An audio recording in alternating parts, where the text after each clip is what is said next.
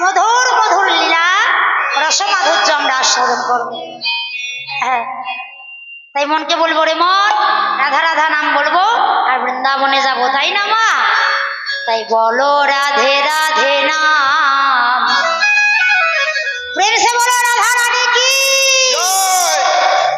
চলো বৃন্দাবন ধাম, বলো রাধা রাধা নাম, চলো বৃন্দাবন ধাম। জয় রাধে রাধে।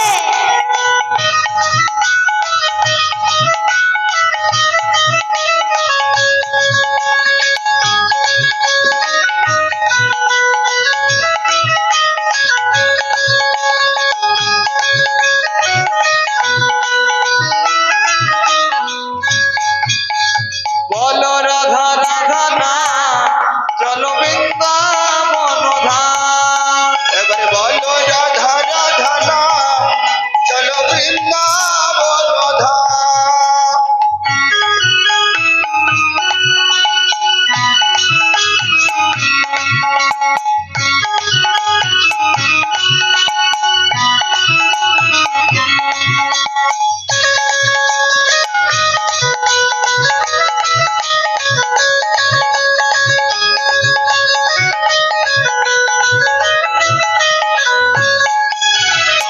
শ্যামকুণ্ড রাধা কুণ্ড গিরি গোবর্ধন, ও শ্যামকুণ্ড রাধা কুণ্ড গিরি গোবর্ধন।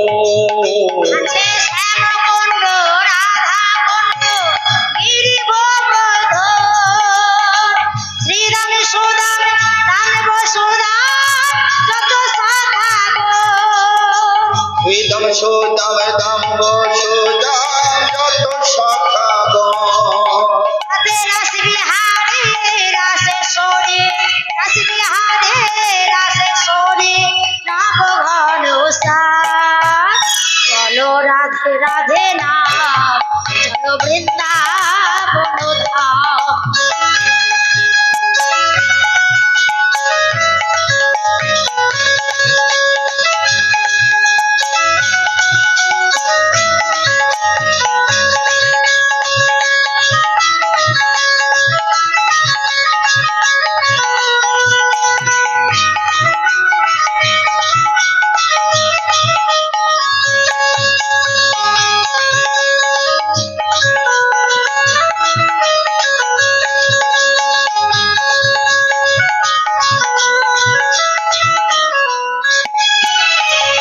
প্রেম সে বলো রাধা রানী কি, শ্যামসুন্দর মদন মোহন কি, মধুময় বৃন্দাবন ধাম কি।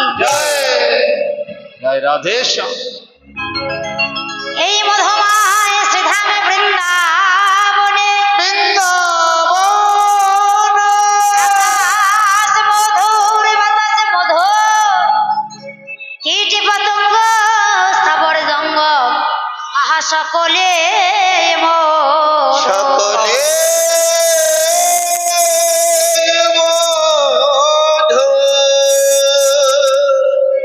মধুর হয়ে মধুর মধুর লীলা আস্বাদন করছি। আর সেই মধুরতম লীলা হলো আজকে স্বয়ং ভগবান গোলক বিহারী প্রাণ গোবিন্দ নররূপে নন্দালয়ে নন্দ মহারাজের পুত্র রূপে এসেছে।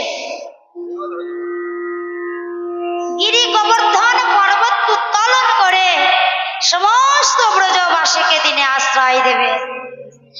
দেবরাজ ইন্দ্রের দর্প আজকে চূর্ণ করবে। কারণ আগেকার দিনে, এখন যেমন বাবা শরৎকালে আমরা বড় করে দুর্গা পুজো পালন করি, নন্দ মহারাজরা তখনকার দিনে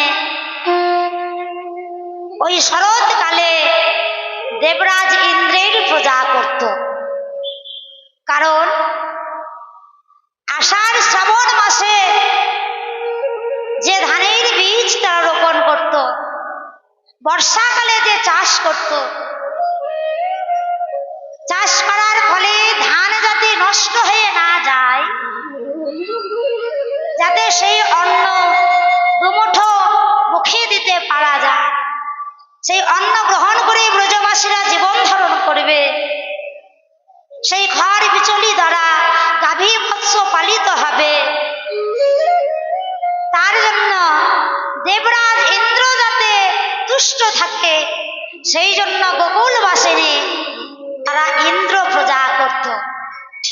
আজকেও আমার দেবরাজ ইন্দ্রের পূজা হবে, তাই মুনি ঋষিগণ এবং ব্রজবাসীগণ নন্দালয়ে গোকুলে উপস্থিত হয়েছে।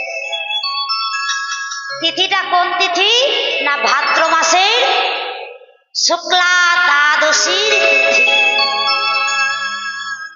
ভাদ্র মাস শুক্লা দ্বাদশীর তিথি, তাই মহাজন বললেন ওগো ভাদ্র মাস শুক্লা দ্বাদশী তিথিতে, ভাদ্র মাসে শুক্লা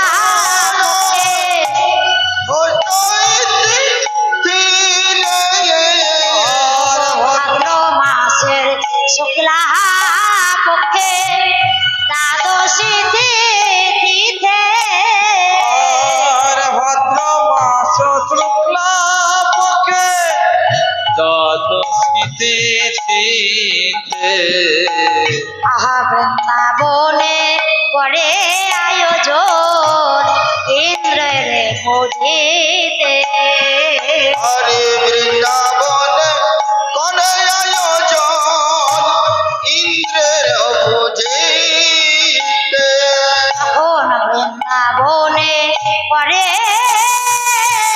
আয়োজন ইন্দ্রের বুঝিতে, আর বৃন্দাবনে করে আয়োজন ইন্দ্রের বুঝিতে, সবাই মিলে করে আয়োজন, সবাই মিলে করে আয়োজন, সবাই মিলে করে আয়োজন, সবাই মিলে করে আয়োজন, আহা করিবে দেবরাজ ইন্দ্রের পূজন, সবাই মিলে করে আয়োজন, করিবে দেবরাজ ইন্দ্রের পূজন, সবাই মিলে করে আয়োজন, তারা করিবে দেবরাজ ইন্দ্রের পূজন, আহা যত গোকুলবাসী ওরা করিবে দেবরাজ ইন্দ্র পূজন, যত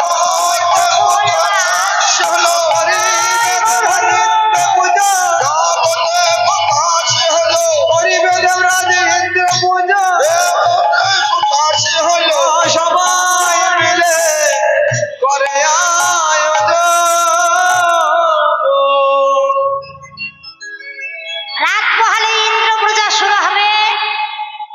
সন্ধ্যাবেলায় সকলে মিলে পরামর্শ হচ্ছে, যেমন ধরুন এই যে মহত্বে হরিবাসর, এই যে নাম কীর্তনের বাসর, এই সূচনা হইবার আগে, লীলা কীর্তন শুরু হবার বেশ কয়েকদিন আগে কিন্তু এখানকার কমিটি ভক্তগণের মধ্যে একটা মিটিং হয়, তাই না বাবা? একটা সভা। এত কঠোর পরিশ্রম করতে হয়, কত রাত্রি জেগেছেন মায়েরা, কত কষ্ট করে বসে আছে, হ্যাঁ, কত মূল্যবান সময় দিয়েছে এই নামযজ্ঞের জন্য। তথাপি কিন্তু বাবা একটি বছর পরে যখন আবার এই দিন আগত হয়, তখন ভক্তের মনে যেন ভিতর থেকে বিবেক খোঁচা দেয় যে ও আবার তো সাজতে হবে। এই অক্লান্ত পরিশ্রমের মধ্যে এর মধ্যে যে একটা সুখ আছে,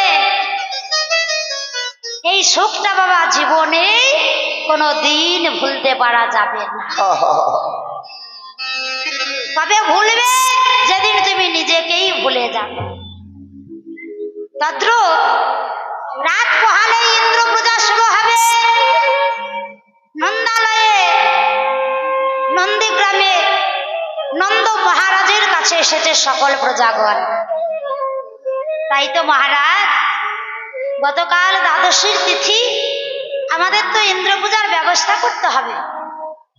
সকলে মিলে যখন আয়োজনের কথা চিন্তা করছে, ছোট্ট গোপাল ধীরে ধীরে এসে বলে, বাবা ও বাবা। বলি, বৃন্দাবনে কোন উৎসবের কথা বলছো গো? হ্যাঁ, কোন ধুমির কথা তোমরা বলছো? নন্দ মহারাজ বলে, বাবা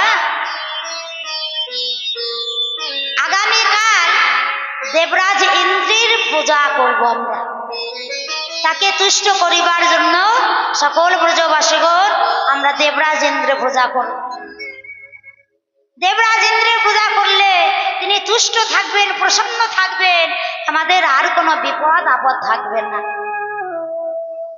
ছোট্ট গোপাল শুনে তখন বলে, শোনো বচন, শোনো বচন, দেবরাজ ইন্দ্রকে পূজা করো তোমরা কিসের কারণ? কিসের কারণ? প্রজাদের কোনদিন সে করেছে কি পালন? বলো ভাই প্রিয়ে করো তারে পূজা ও বনদ। পূজারো পারজ। এই যে এতদিন ধরে তোমরা ইন্দ্র পূজা করে আসছো, তাতে ইন্দ্রদেব কি কোনোদিন এসে দেখেছে যে তোমরা কেমন আছো, তোমরা ভালো আছো না মন্দ আছো? হ্যাঁ, সে কোন উপকার করেছে? উপকার যদি করে থাকে তাহলে ভেবে দেখো বাবা, সম্মুখে দাঁড়িয়ে আছে গিরি গোবর্ধন, ওই গিরি গোবর্ধন, গিরি গোবর্ধন। সম্মুখে দাঁড়িয়ে আছে গিরি গোবর্ধন, গিরি গোবর্ধন, গিরি গোবর্ধন। তাই যত্ন করি করো তোমরা তাহারে পূজো। ওরে যত্ন করে করো তোমরা তাহারি পূজা। যত্ন করি করো তোমরা তাহারে পূজো। ওই যত্ন করে করো তোমরা তাহারি পূজা। দেখো সম্মুখে দাঁড়াইয়ে আছে গোবর্ধন, গিরি গোবর্ধন, গিরি গোবর্ধন। পূজো পূজো গিরিরে পূজো, পূজা পূজা গিরি রে পূজা। পূজো পূজো গিরিরে পূজো। পূজা পূজা গিরি রে পূজা। করো কেন ইন্দ্র পূজন, পূজো পূজো গিরিরে পূজো। করো না গো ইন্দ্র পূজা। শোনো শোনো ব্রজবাসী গণ, করো না ইন্দ্র পূজা। শোনো ব্রজবাসী গো, করো না ইন্দ্র পূজা। করো করো ইন্দ্র পূজা। যদি পূজা করতেই হয় তাহলে গিরি গোবর্ধনের পূজা করো। ভেবে দেখো গিরি গোবর্ধন আমাদের কত সাহায্য করে। আমরা যখন দাদা বলরামে শ্রীরামে সুদামে সখাগণ সকলে মিলে গোষ্ঠী যায় ওই গিরি গোবর্ধনের চূড়ায়, কত মিষ্ট মিষ্ট ফলের বৃক্ষ রয়। ওই গিরি গোবর্ধন পাহাড়ে কত ফলের বৃক্ষ আছে, যে ফল খেয়ে আমরা ক্ষুধা নিবারণ করি। খোদা নিবারণ করি।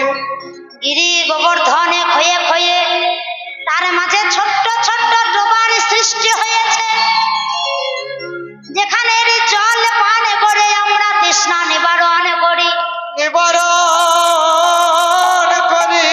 যে গিরি গোবর্ধনের পাহাড়ের উপর কচি কচি নব নব কন্দলতা তৃণলতা জন্মলয়, যা সেবা করে শ্যামলি ধবলি আমাদের উদর পুরায়। হরি বল হরি বল হরি বল। ওই তৃণলতা সেবা করে গাভীরা আমাদের দুগ্ধ দান করে, সেই দুগ্ধ থেকে ক্ষীর সার নবনীত ঘৃত ঘোর কত কিছু তলন করে ওই মথুরার হাটে বিক্রয় করে মথুরার রাজা কংসকে বর প্রদান করে। তাহলে যার জন্য আমরা সুস্থভাবে বেঁচে আছি, যে গিরি গোবর্ধনের জন্য আমরা এত সুখে আছি, কেন আমরা ওই গিরি গোবর্ধনকে পূজা করব না?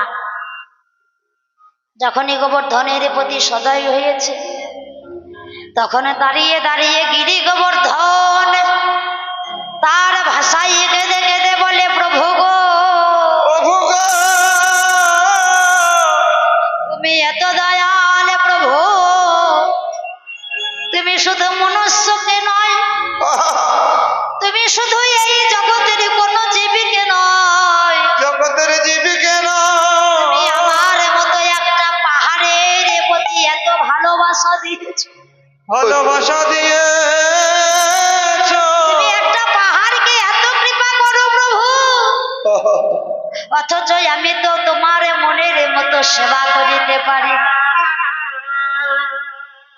মনের মতো আমি সেবা করতে পারি না, এজন্যে পাহাড় হয়ে আছি। পরজনম বলে যদি কিছু থাকে প্রভু, তাহলে মনুষ্য রূপে জন্ম দিও, মানব হয়ে গিয়ে আমি যেন তোমার মনের মতো সেবা করি। মনের মতো সেবা করি। আমায় মনুষ্য জন্ম দিও হরে, যেন মনের মতো সেবা করে। ওই মনুষ্য জনম দিও হরি, আমি যেন তোমার মতো সেবা করে। আমায় মনুষ্য জন্ম দিও গো হরে, আমি এই নিবেদন তোমায় করে। মনুষ্য জনম দিও গো হরি, এই নিবেদন তোমায় করে। ওই মনুষ্য জনম দিও গো হরি, এই নিবেদন তোমার করে। মনুষ্য জনম দিও গো হরি, এই নিবেদন তোমার করে। মনুষ্য জনম দিও গো হরি। যখন বলেছে, তখন মহাত্মাগণ মুনিগণ বলল, নন্দ মহারাজ, আমরা বিচক্ষণ পণ্ডিত বলে নিজেকে মনে করি, অথচ আমাদের মাথায় কখনো তো এই কথাটি আসেনি। 7 বৎসরের বালক আপনার পুত্র কৃষ্ণ যে কথাটা অতি সহজে আমাদের বুঝিয়ে দিল, সেই কথাটা আমরা কেন বুঝলাম না? সত্যই তো এতদিন ধরে আমরা দেবরাজ ইন্দ্রের পূজা করে চলেছি, কিন্তু কোনোদিন তো দেবরাজ ইন্দ্রের দেখা পাইনি। তাহলে যার জন্য আমরা সুস্থভাবে বেঁচে আছি, কেন আমরা সেই গিরি গোবর্ধনের পূজা করব না? নন্দ মহারাজ বললে, মনিবর, তাই বলে আমার বালক, আমার ছেলে, সে তো সামান্য শিশু, আপনারা কিছু মনে করবেন না। ও তো নেহাতি বালক, কি বলতে কি বলেছে, কোথায় দেবরাজ ইন্দ্র আর কোথায় সামান্য পাহাড়। আপনি আমার বালকের কথা শুনে ওই ইন্দ্র পূজা বন্ধ করে পাহাড়ের পূজা করবে? তখন বালক কৃষ্ণ বলল, বাবা, তুমি কাকে পাহাড় বলছো? এই গোবর্ধন পাহাড়ের ইতিহাস যদি শোনা যায়, তাহলে বাবা জানা যাবে যে সামান্য পাহাড় নয়, প্রভুর কৃপাতে এসেছে মধুময় বৃন্দাবনে। এর জন্ম কোথায়? ও মা, এই গিরি গোবর্ধনের জন্ম কোথায় গো? বৃন্দাবনে আছে বটে, কিন্তু তার আসল জন্মস্থান হলো শ্রীমতী রাধারানীর বক্ষ কমলে।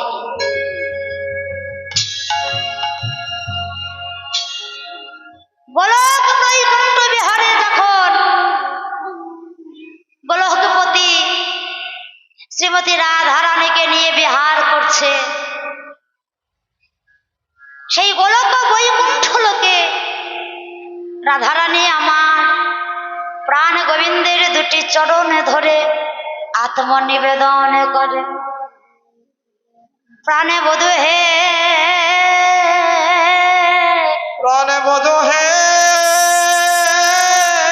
তোমায় আমি আর কি বলিব প্রাণ বধূ, তুমি ছাড়া তো আমার আপনে বলতে আর কেহ নাই, আরে কে হোনা, তাই বধূ হে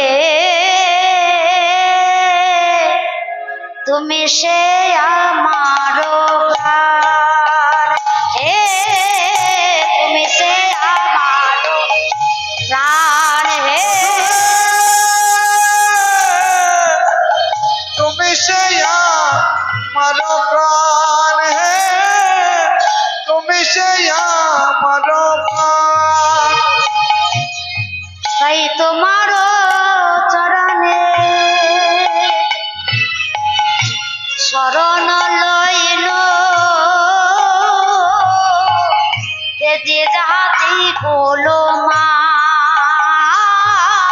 আর তোমার চরণে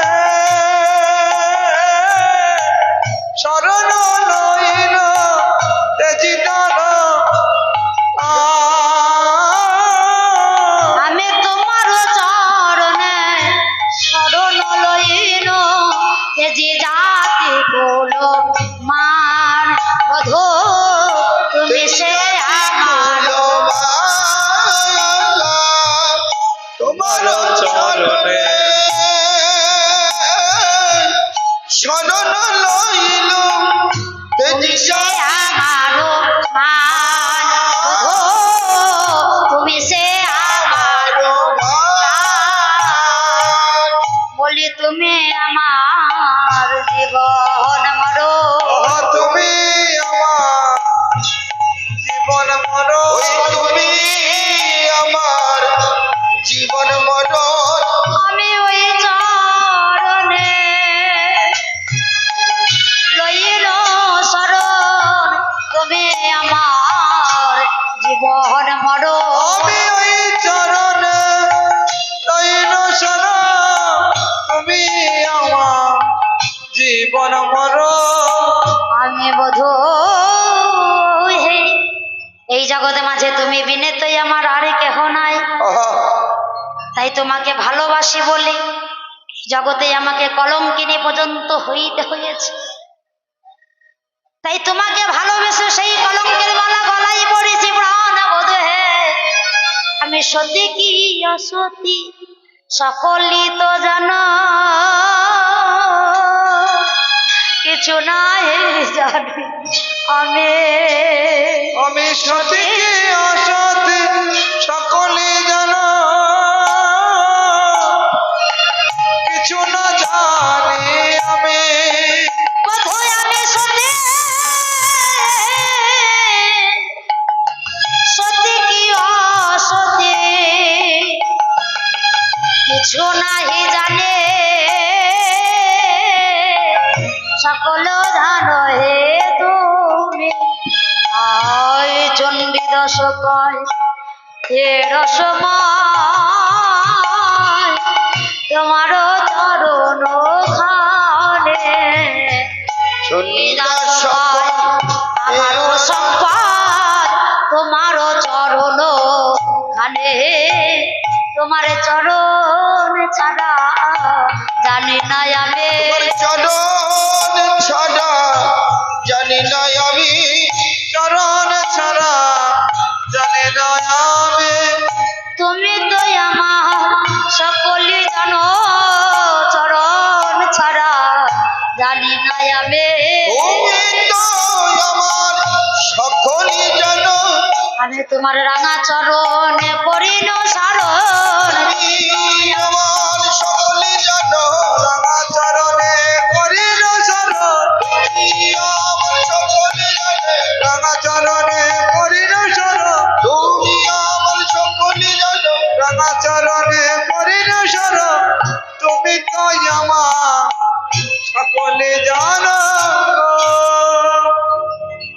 রাধারানী আমার এমন ভাবে নয়ন বাড়ি, তার হৃদয়ের প্রেম হৃদয়ের ভক্তি এমন ভাবে আমার গোবিন্দের চরণে নিবেদন করল।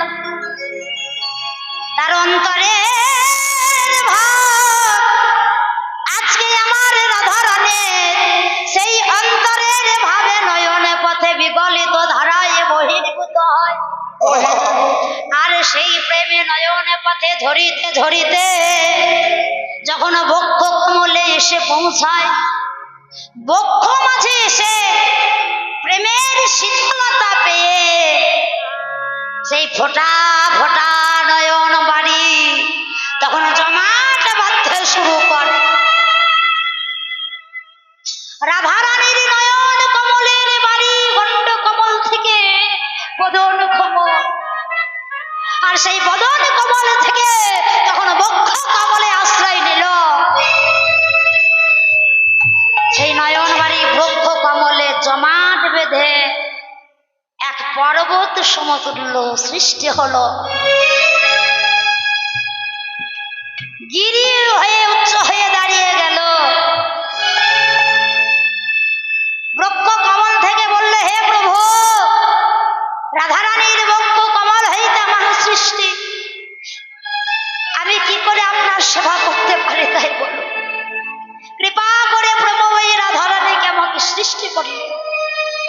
তখন শ্রী হরি বললেন, হে গ্রীব, আমি আশীর্বাদ করলাম, আমার রাধারানী আমার প্রেয়সীর বক্ষ কমল থেকে যখন তোমার সৃষ্টি হলো, ত্রেতা যুগের শেষে জন্ম হবে পুনরায় ওই দ্রোণ পর্বতের ঘরে। নাম হবে তোমার গোবর্ধন। পর্বতের ঘরে জন্ম হবে, তাই তুমি হবে গিরি, আর তোমার নাম হবে গিরি গোবর্ধন। কোথায়? না দ্রোণ পর্বত। সেটা কোথায়?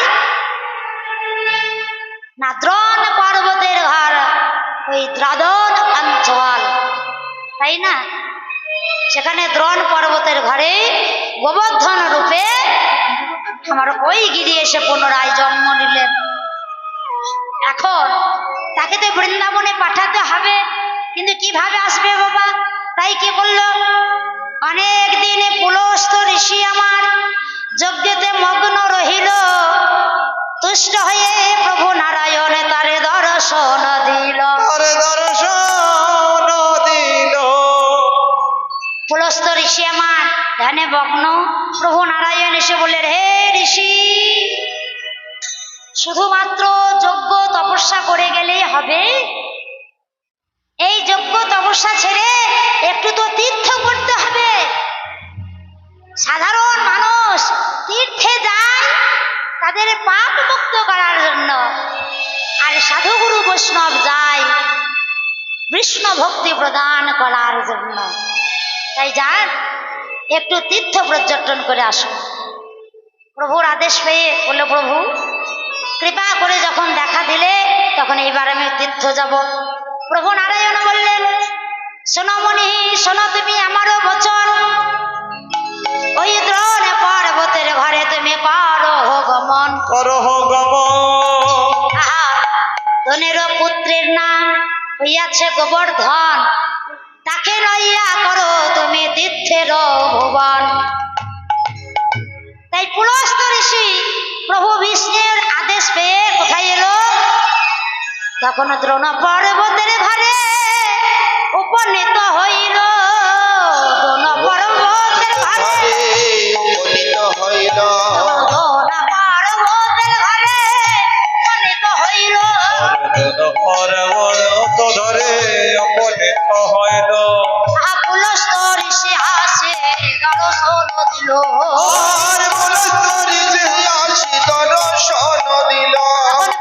পুলস্ত ঋষি হাসি দর্শন দিল। পুলস্ত ঋষি হাসে দর্শন দিল। যেই না পুলস্ত ঋষি এসে দর্শন দিয়েছে, কই হে গোবর্ধন, আমি বিষ্ণুর আদেশে এসেছি তোমার কাছে, আমি যাব তীর্থ ভ্রমণে। বলো তুমি কি আমার সঙ্গে যাবে? তুমি কি আমার সঙ্গে যাবে? তুমি কি আমার সঙ্গে যাবে? তুমি কি আমার সঙ্গে যাবে? তীর্থ ভ্রমণে বেরিয়েছি মোর, তুমি কি আমার সঙ্গে যাবে? তীর্থ ভ্রমণে এসেছি আমি, তুমি কি আমার সঙ্গে যাবে? তুমি কি আমার সাথে যেতে চাও? তখন ওই গোবর্ধন বলে, হে ঋষিবর, তীর্থ যেতে কে না বা চায়? তীর্থ করতে তো সকলের মন চায়, কিন্তু যাওয়ার মতো তো আমার শক্তি নেই।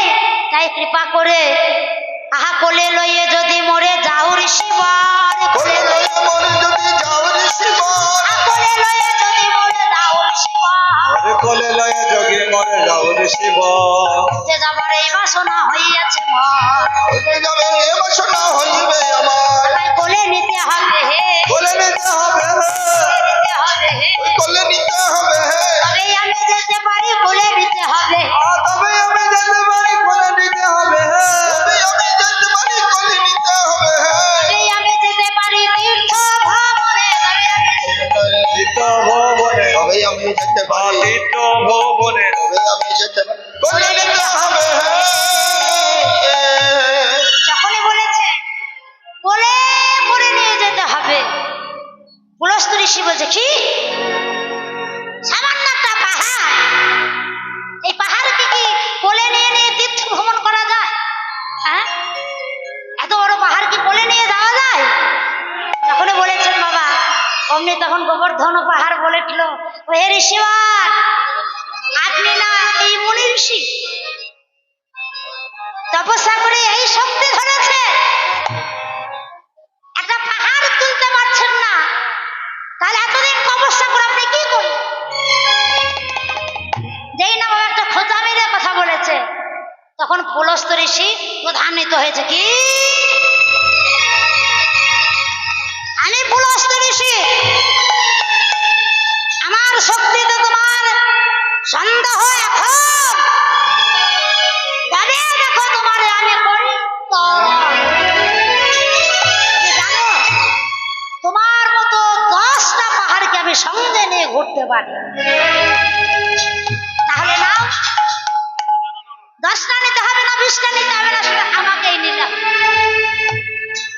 ওই গোবর্ধন তো বড় চতুর, ব্যাস মুনিকে একটু খোঁচা দিয়ে মুনি বলে ওই কোলে উঠে গেল।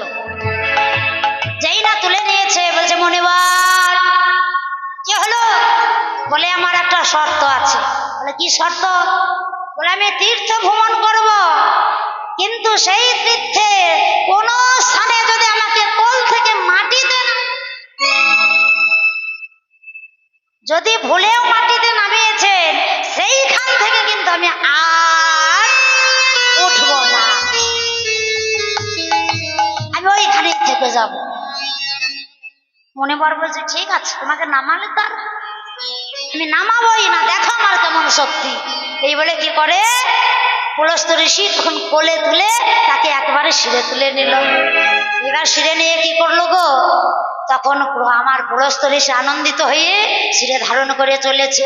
আনন্দিত হয়ে ঋষি ছিল আনন্দ হয়ে ঋষি করিল গমন, আনন্দ হয়ে ঋষি করিল গমন, ওই আনন্দ হয়ে ঋষি করিল গমন, গমন করিল রে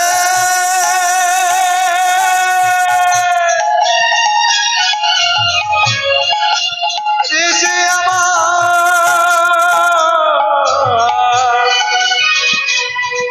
গমন করিল রে,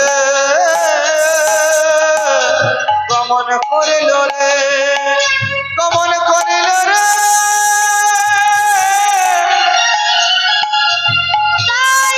ঋষি আমার, গমন করিল রে, গমন করিল রে,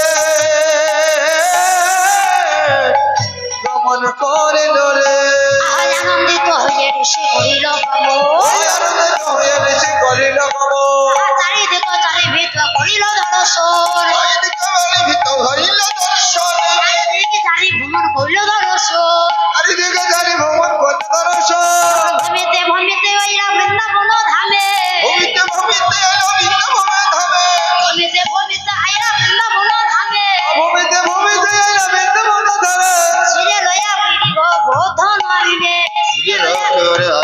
শিখর নবে এলো বৃন্দাবনে এলো বৃন্দাবনে এলো বৃন্দাবনে এলো বৃন্দাবনে শিরে লয়ে গোবর্ধনে এলো বৃন্দাবনে শিরে লয়ে গোবর্ধনে এলো বৃন্দাবনে শিরে লয়ে গোবর্ধনে এলো বৃন্দাবনে শিরে লয়ে গোবর্ধনে কি আনন্দ তাহার মনে শিরে লয়ে গোবর্ধনে শিরে লয়ে গোবর্ধনে শিরে লয়ে গোবর্ধনে শিরে লয়ে গোবর্ধনে এলো বৃন্দাবনে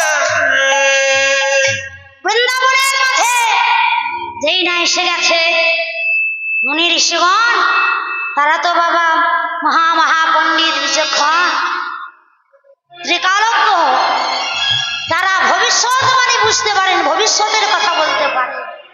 তাই বৃন্দাবন ধামে যেই না করিল গমন, অচিন্তময় হরির লীলা স্থানে বুঝিল তখন, বুঝিল তখন মনে মনে জানিতে পারিল যাবে প্রভু আমার কৃষ্ণ অবতার হইবে, অবতার হইবে এ স্থানে ভগবান আমার লীলা প্রকাশে